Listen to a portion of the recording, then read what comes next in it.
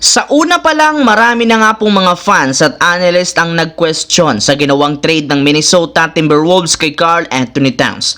Ayon sa kanila, isang malaking pagkakamali ang ginawang ito ng Timberwolves sa kanilang pinaka-loyal na player.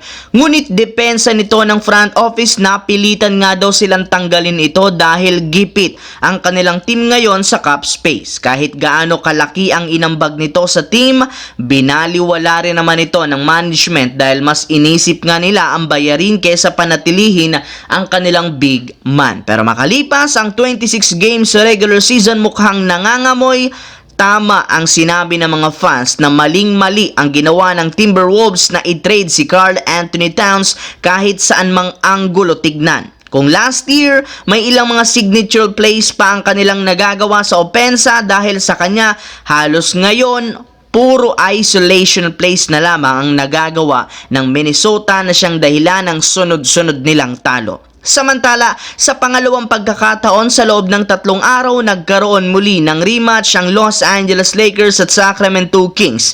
Pero hindi kagaya ng nagdaang laban, hindi hinayaan ng Kings na maunahan ulit sila ng Lakers bagkus ginawa nila ang lahat para maidikit ang score.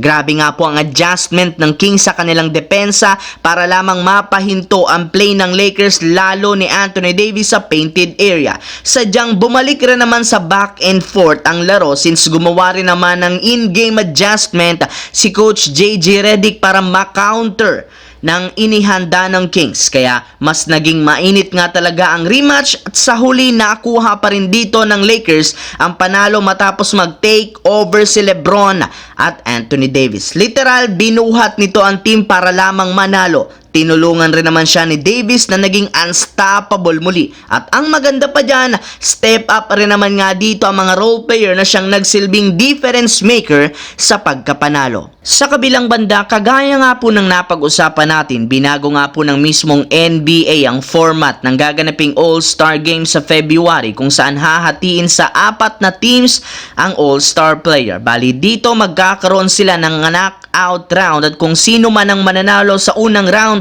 siyang magtatapat sa finals at pagdating sa game, kakailanganin nilang makapagtala ng 40 points pataas.